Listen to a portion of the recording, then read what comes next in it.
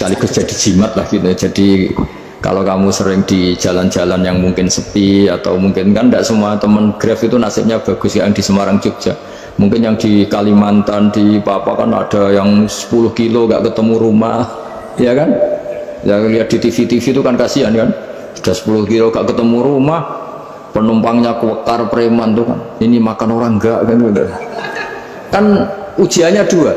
Kalau penumpangnya cantik itu ya kecoba syahwat, kalau preman takut. Jadi orang itu selalu ujian itu. Sedingan itu kan jarang orang itu.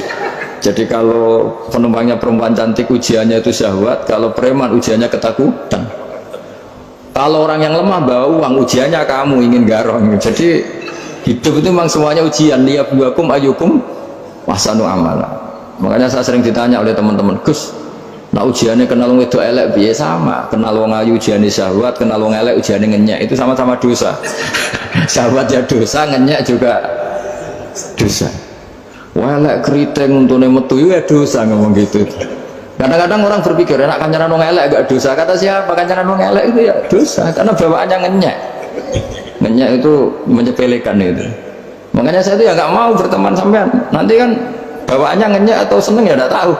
Ya sudah ada takdir saja, kalau ketemu ya tak ulang ngaji gitu. Tapi ini ngaji terakhir, setelah ini ngaji biasa aja, tidak usah resmi gini. Ngaji kok resmi aneh. Pokoknya nanti suatu saat kalau pandemi sudah berlalu saya akan ngaji Rebone. Lalu ini ngaji. Ini ngaji yang kurang bagus karena ngatur kiai kurang berkah ini. Nanti tapi ya lumayan lah masih mau ngaji. Ngaji kok tanggal ini jam ini. Sekarang suatu saat kamu tak panggil, Mas Wahyu datang ke sini jam ini, tidak mesti bisa. Mungkin pas ada acara apa, maaf ke sini pas ngecek pas apa. Jadi ya sudah, tapi tak maafkan, enggak apa-apa. Takdir ya. Tak bacakan supaya sampean tahu keramatnya bismillah. Nah, sebelum saya bacakan bismillah Fatihah, tak beritahu tentang ilmu tafsirnya karena ini penting sekali. Fatihah itu dawuhnya Allah, tentu itu dawuhnya Allah. Saya ulang lagi, itu kalamullah. Tapi yang sudah diberikan kesampaian ke kita semua. Sehingga seakan-akan itu menjadi dawuhnya kita ke Allah. Jangan salah loh ya. Fatihah itu dawuh Allah tapi sudah diberikan ke kita. Sehingga posisi kita itu yang punya itu. Nah, kenapa ini perlu dijelaskan? Karena nanti ada kalimat iyyaka na'budu wa iyyaka nasta'in. Kalau itu masih kalam Allah, berarti Allah ngomong ke kamu, ngendikan ke kamu, kepadamu aku menyembah. Masa Allah menyembah kamu? Nah, sehingga ilmu tafsir itu menyelesaikan itu dulu ya. Saya ulang lagi ya, sebelum sampean sering baca Fatihah, aku yakin ya sering baca. Ini barokahnya tidak paham itu tidak pernah janggal. Enggak paham itu ya penting supaya tidak iskal, tidak janggal. Sebetulnya di kalimat itu ada yang janggal. Kalau Fatihah itu kalimatnya Allah atau kalam Allah, bagaimana dengan kata-kata iyyaka na'budu? Masa Allah ngendikan ke kita, kepadamu kami menyembah? Masa Allah menyembah kita? Maka penyelesaiannya secara ilmu tafsir gimana? Semua ulama mengatakan, bukan satu dua, semuanya mengatakan di Fatihah itu semuanya diberi kawalan kalimat. Saya ulang lagi ya, di Fatihah itu semuanya diberi awalan kalimat qulu, katakan wahai hambaku begini ya, katakan wahai hambaku begini. Nah, begini ini pelajaran dari Allah yang sudah diberikan ke kita.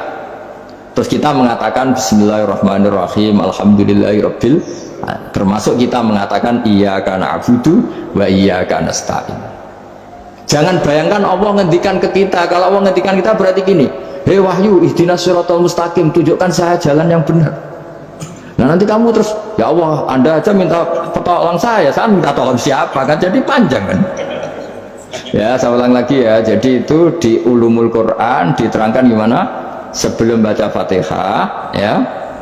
Fatihah itu kalamullah, ngendikannya Allah, tapi yang sudah diajarkan ke kita dan sudah milik kita, sehingga kalimat itu menjadi milik kita. Tapi ya kalamullah, tetap kalamullah, tapi sudah menjadi milik kita. Udah paham ya? Ya pinter nah. Ya, karena kalau tanpa penjelasan seperti ini Anda akan iskal. Bagaimana Allah, iskal itu janggal, bagaimana Allah mengatakan iya karena butuh. Kan jadi aneh ya? Ya, jadi tak jelaskan secara ilmiah ya. Jadi kata ulama-ulama tafsir, ayat-ayat Quran seperti ini sebetulnya dimulai dari kulu apa? Meskipun nggak dilafatkan. Itu kan sama dengan qul huwallahu ahad Muhammad, katakan kalau Tuhan itu satu. Ya namanya Quran itu kan kalam Allah, membina nabinya, membina umatnya. Makanya dikatakan atau enggak, di sini tersembunyi kata kulu, katakan. Ya.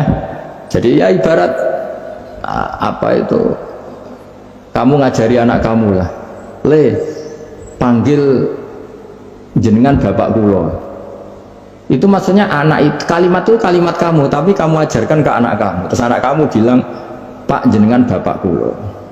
Nah ketika kamu mengatakan jenengan, bukan kamu mengatakan jenengan anakku, berarti anakmu itu bapakmu, kan lucu kan. Anak kamu ajari jenengan bapak kula, kamu engkau bapak saya. Terus anak kamu mengulang jenengan atau kamu bapak saya. Berarti itu kalimat yang kamu ajarkan, tapi sekarang sudah milik anak kamu. Kalau itu kalimat kamu kan lucu, masa anak kamu bilang bapak. Nah itu seperti itu. Jadi ulama memberi solusi atau jawaban iya karena abudu. Iya itu sebelumnya ada kata-kata kulu, katakan wahai hambaku, hubungan kamu dengan saya adalah katakan iya karena abudu wa iya karena nasta'in. Terus hubungan kamu dengan saya katakan juga dalam doamu ihdinas siratal mustaqim. Jelas ya, jadi itu kalam Allah yang sudah milik kita karena diajarkan Allah untuk kita. Dong ya? Ya udah dong ya, gak jelas ya. Tapi bagus, gak jelas tuh bagus. Kalau kamu jelas gak jadi dikrem, jadi gubernur. Min azimi fadliha kasratu asma'iha wa fadail ukhra. Ini cerita dramatisnya surat Al-Fatihah. Qala Abu Hurairah radhiyallahu anhu inna iblisa ranna khina unzilat Al-Fatihah. Jadi iblis itu begitu kesakitan. Ini kitab Abwaabul Farad karangannya Syekh Muhammad Alawi, juga kutipan dari beberapa kitab. Yang jelas beliau sendiri juga ngutip dari beberapa riwayat di beberapa hadis, halaman 1, 2, 3. Ketika Fatihah turun itu iblis kesakitan kayak orang sakit gigi, lalu tersiksa sisanya karena turunnya surat apa? Al-Fatihah. Artinya kalau anda baca Fatihah dijiwai, maka anda melemahkan setan, melemahkan iblis. Wa qala Mujahid khina unzilat Fatihatul kitab ronna fastama indahu asyayatin. Jadi ketika Fatihah itu turun, iblis itu terkapar lah kira-kira, sampai dijenguk banyak setan. Itu di kamarnya di ICU lah kira-kira gitu kalau sekarang itu, entah covid entah enggak tahu, pokoknya di ICU sampai dijenguk banyak setan. Enggak tahu bawa apa enggak tahu, pokoknya dijenguk banyak setan. Ono yang nyangoni karena ini apa? Ketuanya apa? Pingsan, sakit. Jadi iblis itu sakit sampai dijenguk anak buahnya setan-setan. Ya semoga kalian semua tidak kenal setan. Kalau kenal berarti teman, apa? Wa qalu misla dzalik wa qala lahum laisa mimma taquluna syai'un walakin unzilat suratun laisa ajruqa ilya illa an harramallahu alaihi nar jahannam. Saya ini bukan sakit fisik, kata iblis. Kamu tidak usah jenguk saya, datangkan dokter terbaik, tidak usah. Saya ini tidak sakit fisik. Saya ini sakit karena ada surat yang diturunkan, yang pahala yang melafadzkan surat itu pasti selamat dari neraka. Padahal misi terbesar saya ini supaya manusia masuk neraka. Sekarang punya tamengnya. Mulai pusing kan? Ya seperti orang lah, goda sampeyan ternyata sampeyan setia, itu kan pusing. Nah ternyata tidak setia, itu yang akhirnya ribet kan itu. Jadi iblis itu cita-cita terbesarnya kan semua orang itu masuk neraka. Nah sekarang turun satu surat yang gara-gara surat itu siapapun yang baca dijamin selamat dari neraka. Jadi walakin unzilat suratun laisa ajru qailiha illa an harramallahu alaihi nar jahannam. Karena jadi dia shock lah, kalau orang di Jawa itu bilang shock. Aduh sial nasib saya ini umat nggak bisa saya goda lagi karena punya tamengnya tadi punya. Qad tolakaidukum wa makrukum. Rekayasa kalian sekarang itu tidak ada gunanya semua. Nah ini alhamdulillah di Indonesia kelihatan kan banyak yang miskin, banyak yang susah. Tapi selagi mereka masih sholat, tuh keinginan mencari halal itu masih tinggi. Kayak apa kita di tengah kota, jauh dari anak istri, jauh dari tetangga. Biasanya kalau orang jauh dari anak istri tetangga kan sakar PD. Tapi yang soleh masih banyak, sudah jauh dari keluarga tetap lurus. Loh, kalau yang dekat lurus kan wajar, konangan wong akeh. Ini sudah jauh masih lurus. Nah ini nggak lepas dari barokahnya surat apa? Surat Fatihah tadi. Jadi karena ada surat yang menjamin pelafalnya atau qailiha terbebas dari api neraka. Wa qalat as-sayatinu lahu is ayu syai'in ta'muruna ya maulana. Faqala lahum idhabu wajtahidu hatta tukhfilu qulubahum hatta la yaqulu hadhihi surah. Lalu kita gimana, jari para setan gitu. Lalu kita gimana? Terus kata iblis, sudah bikin mereka lupa sehingga tidak baca lagi. Selagi masih baca kita pasti keok. Jadi kalau sampean sudah jarang baca Fatihah itu berarti sudah bagian dari kemenangan apa? Iblis.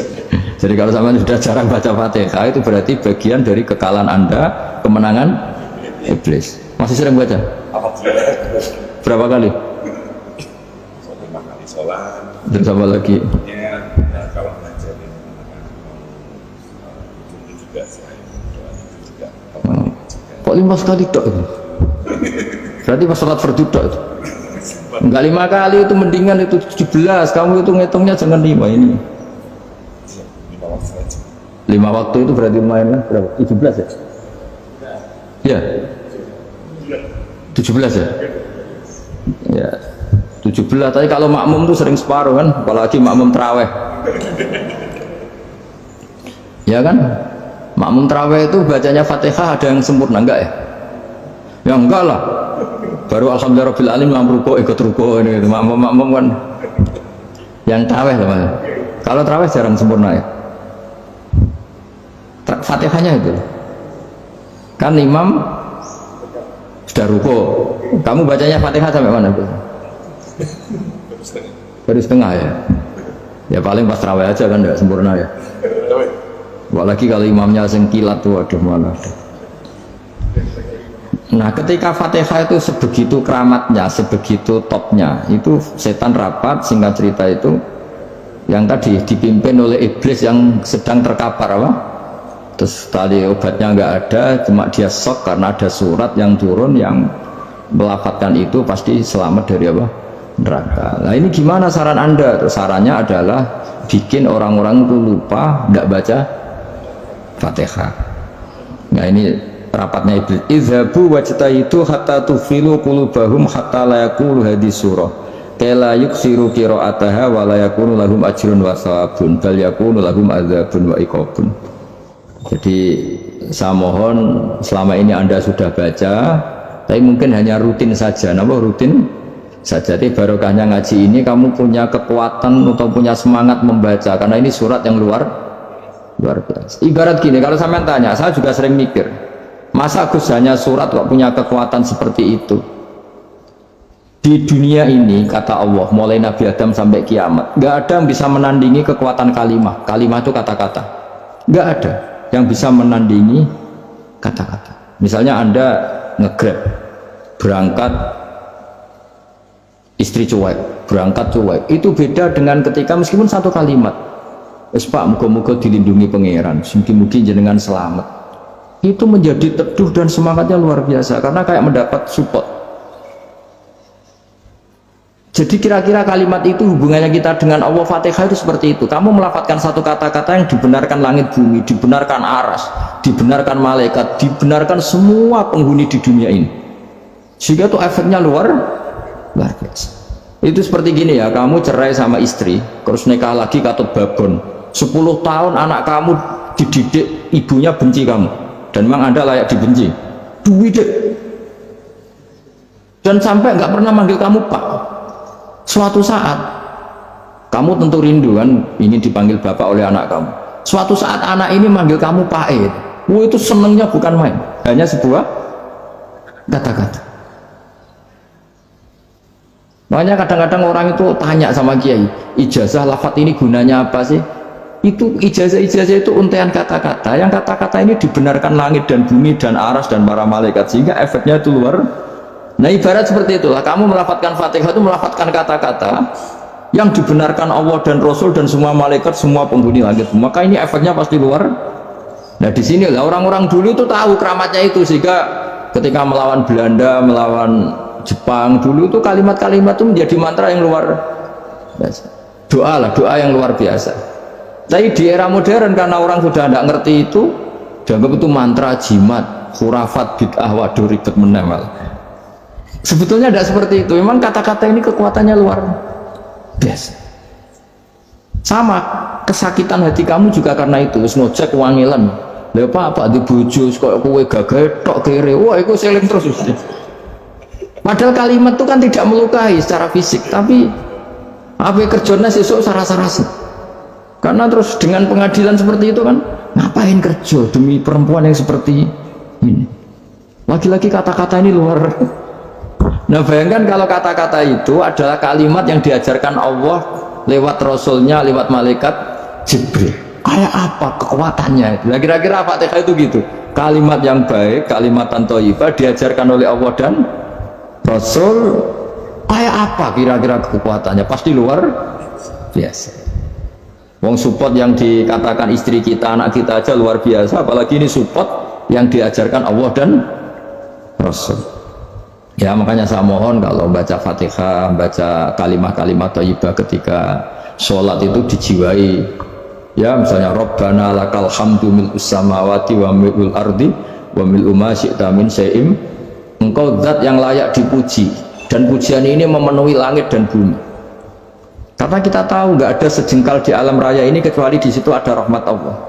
Misalnya kamu bisa lewat sampai rumah saya, kamu mungkin anggap biasa saja. Coba kalau ngalami likuifaksi, tahu-tahu bumi ini ambles, bisa ngelewati yang likuifaksi itu luar.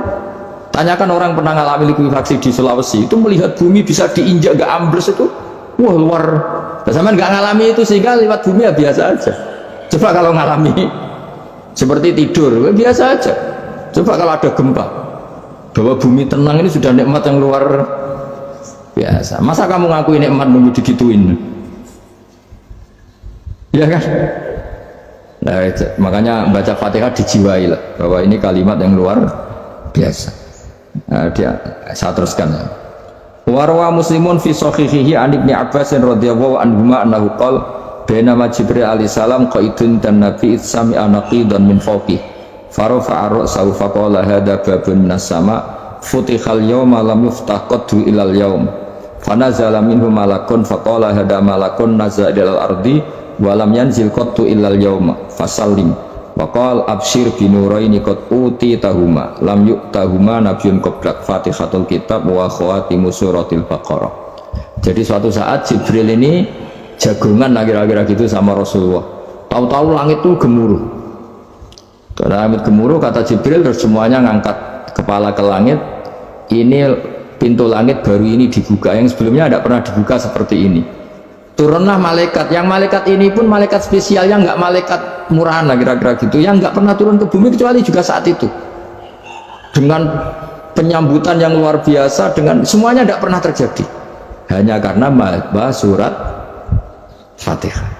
Jadi ini surat yang luar biasa, pengawalannya lewat malaikat yang spesial, nggak pernah turun di bumi kecuali saat itu, penyambutannya juga nggak pernah seperti itu, baru seperti itu. Jadi semuanya itu spesial. Nah kenapa ini spesial? Karena di situ ada isi puja-puji kepada Allah Subhanahu wa Ta'ala. Ada ikrar kita, alhamdulillah rabbil alamin ar-rahmanir rahim. Ikrar ini penting. Kalau contoh paling gampang gitu lah, kamu punya istri selama ini cerewet, terus suatu saat ngomong, Pak tak angen-angen rawono wong lanang koyo sampeyan. Wah itu langsung tidak ada lelaki sebaik engkau. Itu sama senengnya, masya Allah, karena ada ikrar dari seorang istri ke kamu. Nah bayangkan kalau ikrar kita sebagai hamba diakui oleh Allah Subhanahu, maka ikrar ini akan dicatat sebagai kebaikan kita yang kita panen nanti di akhirat, karena ada ikrar. Kita ikrar bahwa alhamdulillah rabbil alamin, kita ikrar ar-rahmanir rahim, kita ikrar maliki yaumiddin, kita ikrar iyyaka na'budu wa iyyaka nasta'in. Sampean misalnya jadi orang Indonesia, ketemu orang Indonesia yang makmur di Jerman, terus lupa Indonesia. Kamu orang Indonesia? Enggak, saya ada orang Indonesia. Mangkel gak kira-kira? Mangkel. Karena salah ikrar kan gitu. Ya jadi saya mohon jangan anggap kalimat itu hal yang biasa, tapi luar biasa. Nggih, ngoten mawon. Assalamualaikum warahmatullahi wabarakatuh.